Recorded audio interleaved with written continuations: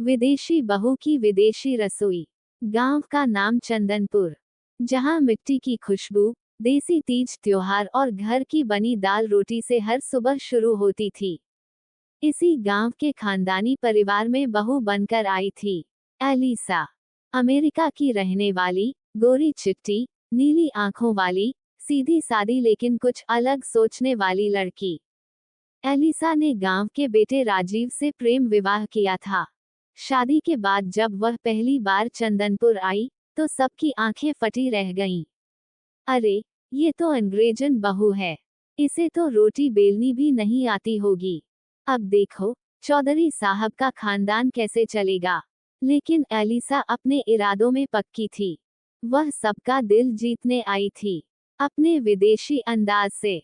शादी के बाद पहली सुबह एलिसा ने सोचा, आज सबके लिए कुछ स्पेशल बनाऊंगी।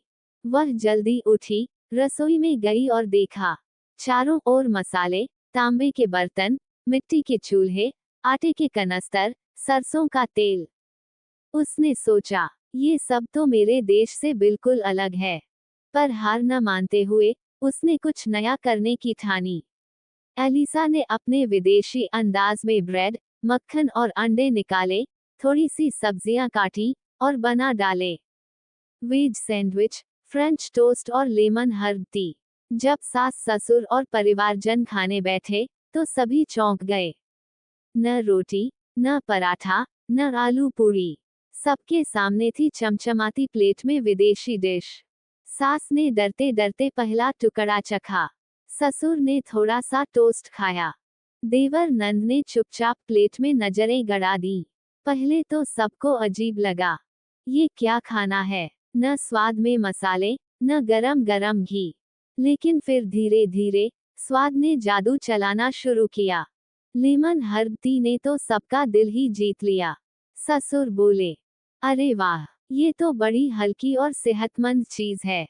सास ने मुस्कुरा कर कहा, बहू, रोज रोज नहीं चलेगा, पर कभी कभी ऐसे भी ठीक है। एलिसा की आंखों में चमक आ गई।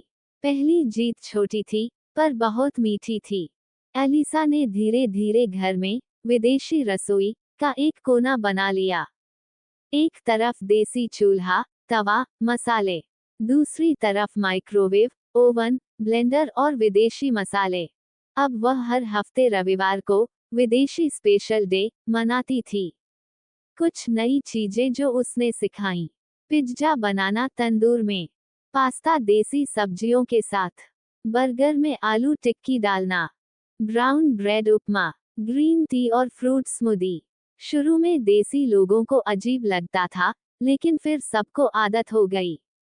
अब गांव में भी चर्चे होने लगे, चौधरी साहब के घर में अंग्रेजी खाना भी मिलता है। सास ने एक दिन एलिसा से कहा, बहू, तू मेरे साथ देसी रोटियां बनाना सीख और मैं तेरे साथ विदेशी ब्रेड सीखूंगी।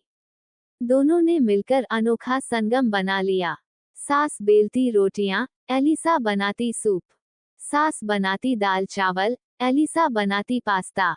रसोई अब दो संस्कृतियों का सुंदर मिलन बन गई थी। घर में अब दाल की खुशबू के साथ साथ हर्ब टी की महक भी फैलने लगी थी। एक दिन गांव में स्वास्थ्य कैंप लगा। डॉक्टर ने कहा, ज्यादा तेल मसाले वाला खाना सेहत के लिए ठीक नहीं। तब चौधरी साहब गर्व से बोले, हमारे घर में तो अब विदेशी स्टाइल का हेल्दी खाना भी बनता है। डॉक्टर ने जब एलिसा के बनाए ब्राउन राइस पुलाव और वेजिटेबल सूप का स्वाद चखा, तो सबके सामने उसकी तारीफ की।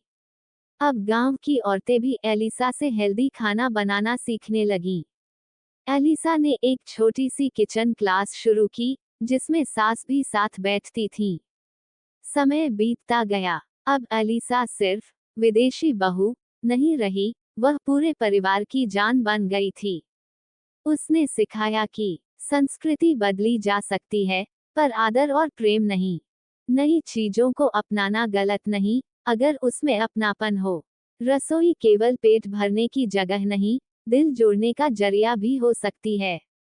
अब जब भी कोई गांव में चौधरी साहब के घर आता, तो वहां से दाल रोटी की खुशबू के साथ साथ विदेशी पास्ता की भी खुशबू आती थी। और घर के आंगन में सास बहू की खिलखिलाहट गूंजती थी। भाषा, रंग, संस्कृति चाहे जितनी भी अलग हो, अगर दिलों में प्रेम हो तो हर रिश्ता मधुर बन सकता है। रसोई से लेकर रिश्तों तक, बदलाव को अपनाने की हिम्मत ही परिवार को मजबूत बनाती है।